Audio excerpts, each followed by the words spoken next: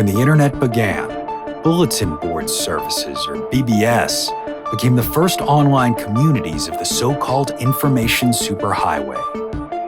Using their phone lines, people logged in from all over America to talk about sports, games, movies, and on one BBS in particular, share their ghost stories.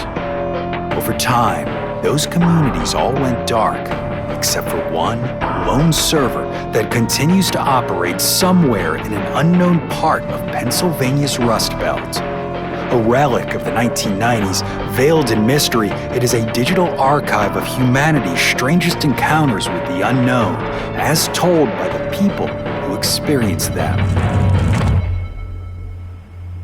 My name is Brandon Schexnayder, and you are listening to Fear Daily.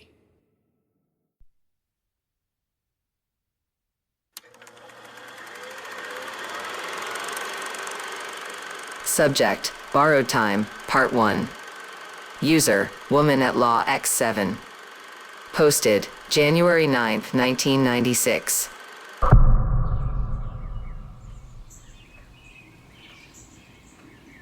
My children say I have Alzheimer's. They bring me to doctors, baby me, and treat me like a child. It's absolutely humiliating. After decades of building an esteemed law practice, a woman dominating in a man's field, it's like they've reduced me to a helpless child. But I'm not.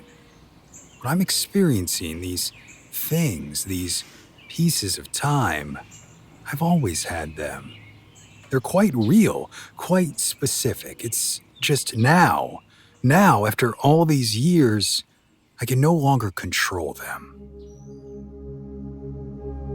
When I try to explain it, they look at me the way you look at someone who's become inconvenient, difficult, a burden. They call it episodes. They use their soft voices. They make plans over my head as if I'm already gone. I'm not gone. I'm here. And I'm also, without my permission, elsewhere.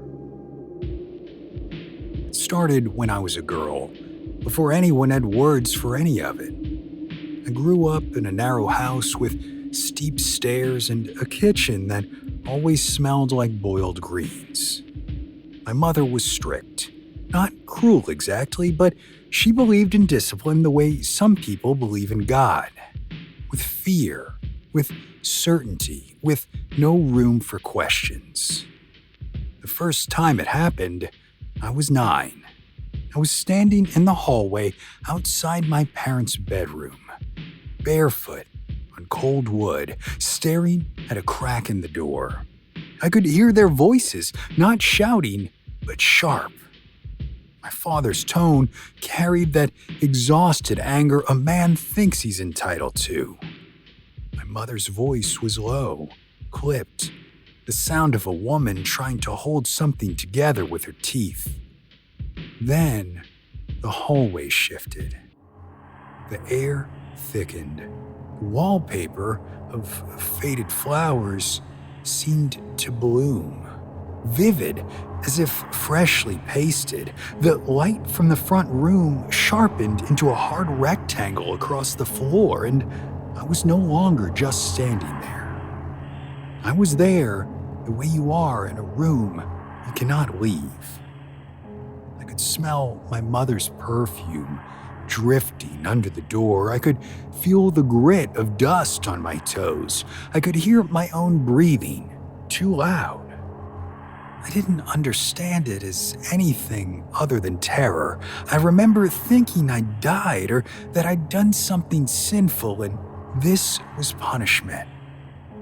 I pressed my hands to my ears and shut my eyes and whispered, "Stop, stop, stop." And when I opened them, I was in the kitchen holding a spoon, my mother asking me why I just stood still like a dummy.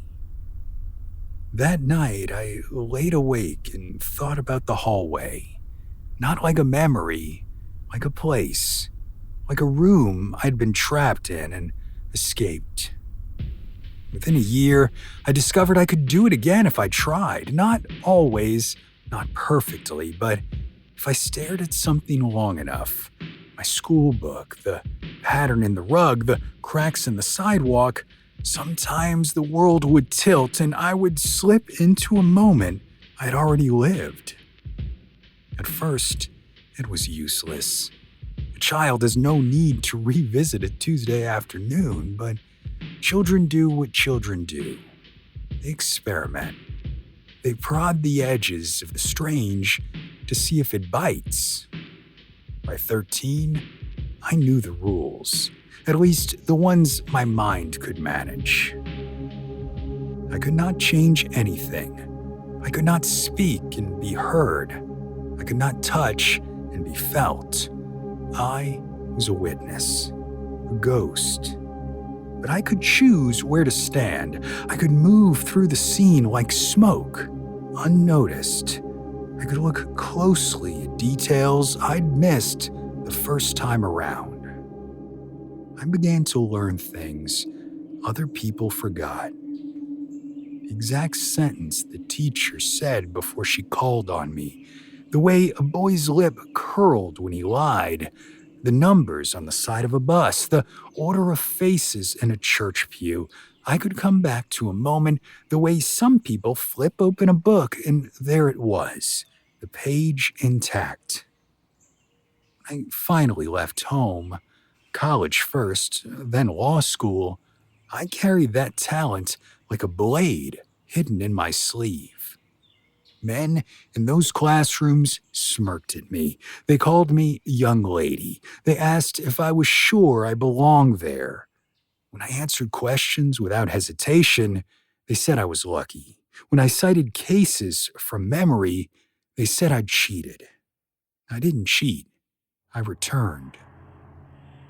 I would sit at my desk, tired, and choose a lecture from 2 weeks prior. The world would thin. The fluorescent lights in the library would become the warm lamps of that classroom. I'd be back in the third row, watching the professor pace, hearing every word again, catching the small emphasis on a phrase that meant he'd consider it important on the exam. It was a kind of power, and I used it. I did what women of my generation had to do. I sharpened myself against every obstacle until I could cut through it. I built a career the honest way, too. Hours, grit, sacrifice, but I will not pretend my gift didn't help. I could sit across from a witness in a deposition and later return to that room and hear the moment their voice wavered. I could revisit my own cross-examination and catch the instant I'd pushed too hard, the split second before a jury turned against me. Photographic memory, they called it, impressed but wary, like it wasn't decent for a woman to be that capable. I let them believe it. There were sweeter uses, too. The kind I never spoke about. The kind that made the gift feel like grace instead of a weapon. The first time I kissed the man who would become my husband, I revisited so many times I wore the moment thin. We were both young and he tasted like coffee and cigarettes. We stood in the shadow of my apartment building, his hand awkward at my waist like he wasn't sure he had permission to be there. He whispered my name as if it was private property. Later, when work devoured him and motherhood devoured me, when the house filled with noise and bills and the heavy silence that creeps into a long marriage, I would return to that kiss and stand beside my younger self, watching her lean into him with such uncomplicated hope. I'd watch my children again, too. Little faces, soft hands. The first time my daughter said a full sentence, the day my son came home with scraped knees and tried not to cry, brave in the way small boys are taught to be. Those returns were balm. They made the relentless forward motion of life feel negotiable. if you could step back into sweetness, then sweetness wasn't truly lost. It was stored somewhere, intact. For a long time, I believed I'd been given a harmless miracle, but now, now it seems time is only borrowed.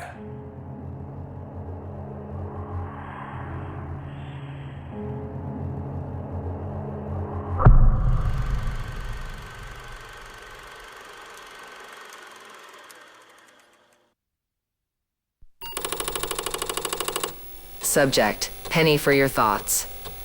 User, Diffin12. Posted, July 3rd, 1998.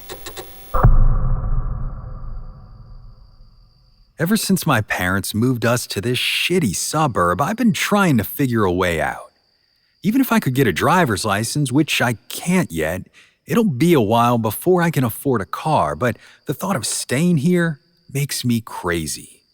It's a ski town, so my dad keeps saying just wait till the winter comes and you can get up on those slopes, but I don't give a rat's ass about skiing. He'd know that if he bothered to think about me for half a second, but of course, he's too busy working and keeping my stepmom Ruth happy. They fit in great with all the other adults here who seem to just work, then get wine drunk and bitch about work. The ones who don't have jobs just do the wine drunk thing all day till it's time to make dinner. Guess where Ruth fits in? As for people my age, all I've met so far are sports psychos or burnouts with a chip on their shoulder. Yeah, I get it, you're more real because you live somewhere you have to drive to get to 7-Eleven. Blast that GNR and light another Camel, asshole. Don't get me wrong, I've got nothing against 7-Eleven. After all, it's the only sign of civilization in this dump, and it's where I met my one friend, Penny. Penny is cool as hell. She likes Agent Orange and X, and actually got to see Social Distortion when they played in Fresno, though she said she met Mike and he was a dick. She works the night shift during the week, then goes to shows on weekends, which, if you're gonna work at 7-Eleven, is a pretty sick way to do it. The 7-Eleven where Penny works is in a strip mall about 20 minutes away from my house by bike. Whenever I go there, most of the other businesses like the florist and a little Mexican grocery store have their shutters down. Sometimes you can see a light on in the back of the TV repair shop, and Penny says the owner is an old creep named Harvey who stays late so he can watch porn without his wife catching him. Last night, around 11, I crept downstairs as quietly as I could to make sure Dad hadn't fallen asleep in his chair again. When he does that, it's harder to sneak out. Not impossible, especially if he's been drinking, but harder. Seeing the front room was empty, I did a silent fist bump and tiptoed my way to the front door, holding my breath as I relocked the deadbolt behind me. The night was warm and a little sweaty, so it felt good once I got my bike up to speed and felt the breeze blow past me. No one in my neighborhood goes out at night, so all I could hear was the whir of my tires on the road. Honestly, I live for the nighttime and wished it lasted longer, especially in the summer. Winter sucks, but at least you get like 15 hours of darkness. The Sevi is kind of a no man's land between two different suburbs, so you can see the bright green sign from way out, like a lighthouse. Rolling up, I waved to Penny, who was sitting on the hood of her beat-up green Pacer having a smoke. "Hey, Pen, slow night?" She blew out some smoke rings, which I always loved. I didn't want to smoke, but if I did, that's how I'd do it. "Hey, Sam, yeah, slow. It's Wednesday, right?" I nodded. She took another drag and exhaled. "Yeah, Wednesdays are always like this, then Thursdays pick up when everyone starts their weekend drinking. How's life in the burbs?" I rolled my eyes. "Same shit, my dad is checked out. Ruth thinks I should be trying harder to meet boys." Penny laughed mid-drag and started coughing. I stepped toward her to see if she needed help, but she waved me off. The coughing subsided and she wiped tears from her eyes. Meeting boys in Hanford, that's great. You guys can go mud bogging together, maybe shotgun some beers. I felt my face flush and I looked away. Not likely. Hey, relax, I'm just messing with you. You're gonna be fine. She'll get bored, then once you get out of here, you can go back to the city and meet whoever you want. If it's so easy, why haven't you done it? I snapped back at her. Penny's face clouded for a second, and she didn't respond. Instead, she took another puff and ground the butt out on the sole of her shoe. I hadn't ever given her shit like that before, and I was worried she was mad at me, but then she hopped off her car and waved me inside. Come on, I'll buy you a Slurpee. A couple hours later, I was on Slurpee number 3 as we debated whether Agent Orange had done Meeserloo better than Dick Dale. Penny had just about won me over to her side that Dick had not only done it first, but best when we heard the sound of a big diesel engine pulling into the lot. Shit, Sam, is it 2 already? That's pervy, Mike. Go to the magazine section and keep your head down, okay? I did as she said, my chucks slapping on the floor as I ran to the back of the store. Pervy Mike was a regular who lived up to his nickname. He worked late at the tire plant and would come to 7-Eleven after work to buy a big gulp and some scratchers.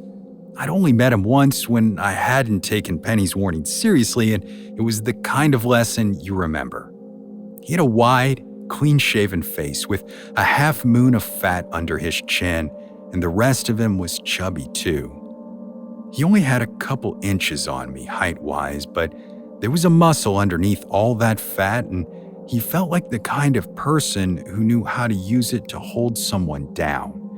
He looked me up and down like I was dessert, and it made my skin crawl, a fact he obviously knew and enjoyed. He'd called me perfect, like it was my name. Hey there, perfect, isn't it late for a girl like you to be out on your own? Maybe I should give you a ride home, or maybe you could ride me. He laughed at his own joke and moved closer to me until I could smell the funk of his BO mixed in with the heavy stink of rubber. Penny broke in then and took his attention away from me by being mean to him. She was good at that. She knew how far she could push guys like Mike without letting them ever figure out she wasn't just bantering. She really did hate them. After that time, whenever Mike showed up, I hid in the magazine racks. Lucky for me, he wasn't a reader. Last night went the way it usually does. I heard the door chime, then Mike's whiny, high-pitched voice saying, "Penny, for your thoughts, you ready to marry me yet?" Penny sighed, then finished the exchange the way she always did. "You gotta lose that gut first, Mike. I'm too young to be a widow." Mike waddled back to the big gulp machine and started filling himself a double gulp full of Pepsi and root beer. "You're not that young, Penny Royal. Better take me up on that offer before you're an old maid and I don't want you anymore." Penny snorted. "What kind of scratchers you want, big boy?" Mike drained off half the full double gulp and refilled it. "I want you to scratch my back, Penny Lane. How about that?" She put her hands on her hips, letting some of her annoyance show through. I caught a couple nervous glances in my direction, but thankfully, Mike didn't. "Fuck off, Mike. Don't be weird." Mike's voice got higher and whinier. "Relax, it's a joke. What's your problem? You on the rag or something? A man can't say shit in this world anymore?" Penny took a deep breath and let it out slowly. She held up her hands. "You're right. I'm sorry. It's just been a night, you know?" Mike wasn't biting. Something about what she'd said had gotten under his skin. "No, I don't know, because I have a real fucking job, not this piddly-ass bullshit. Keep the change, bitch. Buy yourself a better attitude." He threw a bill down on the counter and walked out, that huge cup of soda dwarfing his piggy hand. I ducked back down until I heard his engine firing up, then his tires squealing as he peeled out of the lot. When I looked again, Penny was leaning on the counter, her head in her hands. She was crying. I didn't get it. She'd handled Mike before, even had him blow up once or twice, but in the few months I'd known her, She'd never taken it this hard. I was just coming back around the corner to check on her when I caught sight of another customer, a young guy, maybe a couple years older than me, around my height, approaching the counter. He must have come in when Mike left because I hadn't heard the door chime again. The guy had long blonde hair down to his shoulders with 2 safety pins in each ear. He was wearing a denim vest covered with patches and tattered dickies, the knees patched up with duct tape. I was worried he was going to give Penny a hard time too, and I was puffing myself up to get between them when she looked up at him. Her eyes were red, her subtle mascara leaking down her face in long black streaks, but the moment she saw him, her face changed. The sadness stayed, but it was lightened by a joy that was as unexpected as her crying had been a moment earlier. The blonde guy smiled back and spoke, but his voice was so low, I lost everything he said in the hum of the coolers. He stepped closer to Penny and placed a hand on her cheek, lightly stroking her with his thumb. An unexpected jealousy flared up in my chest, sucking the air out of me. Was this her boyfriend? She had mentioned having one before. Penny closed her eyes and leaned into his hand. Her words, too, were inaudible, but you could obviously hear because he was talking back. I felt both like I was intruding on something really personal and kind of betrayed, even though deep down I knew it was stupid. I don't really have romantic feelings towards Penny, but she was the only person I could talk to, and I guess I'd come to think it was the same for her. Just then, 2 cars pulled up, and like an idiot, I looked directly at the movement, getting an eyefill of headlights. I snapped my eyes shut, trying to rub away the spots that had floated up. The door chimed, followed by what had to be 5 or 10 people talking over one another. When I reopened my eyes, Penny's boyfriend was gone, and a bunch of local burnouts were wandering around, stocking up on munchies. I hung back until the last of them stumbled out the door with a bag full of Clark bars and potato chips. When I went back up to the counter, I was still kind of pissed about Penny's boyfriend, so when I asked where he'd gone, it came out sharper than I'd meant it to. She looked surprised. "You saw Curtis? The blonde guy, long hair, punk vest? He's hard to miss. You didn't say you had a boyfriend." For the 3rd time that night, I saw tears in Penny's eyes. They hung in the corner of her eyes like diamonds. "I can't believe you saw him." "What, were you trying to keep him a secret?" A playfulness came back into her eyes, and a smile turned up the corner of her lips just a little. "Relax, Sam. Curtis was my friend. My best friend." "Was?" Penny paused, looking intently at me, then toward the empty parking lot. The little smile was gone. "Yeah, was. Curtis died 4 years ago." Of course, I thought she was kidding, so I laughed, but the expression on her face stayed serious. "You're kidding, right?" "Nope. Curtis was the joke guy. He was such a smartass that I just played straight man or woman or whatever. People loved him, sometimes even if they didn't want to, and he got away with so much shit because of it. Being around him was... every day felt like an adventure." "What happened?" She sighed and didn't speak for a while. Long enough I wasn't sure she was going to start again, but she did. "We went to a house show in Visalia. He found it, of course. He was like that, always up on what was happening and where. He had to know everything first and do everything first. He was the one who got me into punk, the one who got me to start going to gigs. I smoke because of that idiot." Penny was looking at me, but her expression was distant. I had a bad feeling about that night. You ever get that? Sometimes there's this bad feeling in the pit of your stomach and you know you shouldn't do something. That's how it felt. But one of the bands was this shitty hardcore group from the East Coast who never toured, and he wanted to be there for it just so he could say he was. The show attracted a different crowd than we were used to, a lot of skinheads, the bad kind. Curtis was his usual self, talking shit, making everyone laugh. I was out back with some people when it happened, but I heard later that one of the skinhead's girlfriends was laughing a little too hard, and this guy got up in Curtis's face about it. He felt safe in the scene, so I guess it never occurred to him it could go bad. He tried to joke his way out of it, and the skinhead hit him. That part I saw. I got back inside just in time to watch my best friend get kicked to death by skinhead assholes.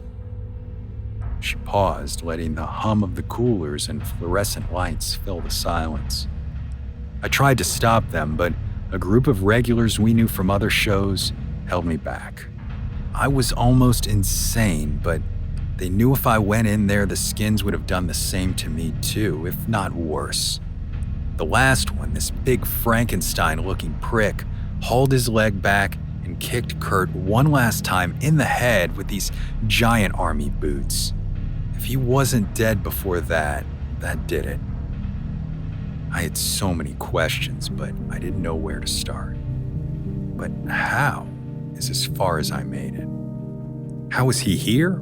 I don't know, but he comes to me sometimes when things are bad, when I hate this town so much I want to scream. He comes and we talk for a little while. It never lasts long, but I live for those moments, Sam. Until tonight, I thought it was all in my imagination. Maybe I was going crazy, but now I guess I'm not that crazy. That's nice to know. Thanks, Sam. I felt bad about my jealousy, but couldn't think of a way to bring it up without just flat out naming it, and there was no way I was going to do that. I'm sorry about him. He seemed nice. Penny gave me a sad smile. He really was. She glanced at the clock hanging above the counter. Hey, not that I'm trying to get rid of you or anything, but the sun is going to be coming up in a couple hours. Should you get back? I looked at my watch. Shit, you're right. Are you going to be okay? That got me the full Penny smile I'd come to know and love. I'm going to be just fine. See you tomorrow? See you tomorrow.